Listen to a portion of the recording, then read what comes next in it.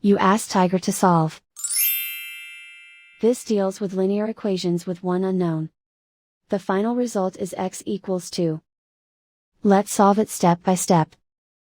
Simplify the expression. Group like terms. Simplify the arithmetic.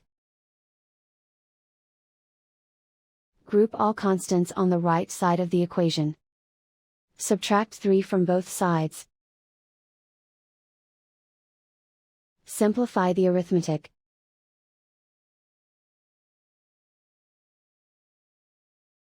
Isolate the x. Divide both sides by -6.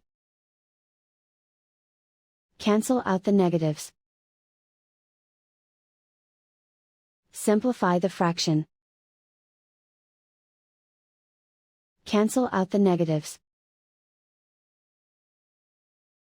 Find the greatest common factor of the numerator and denominator. Factor out and cancel the greatest common factor.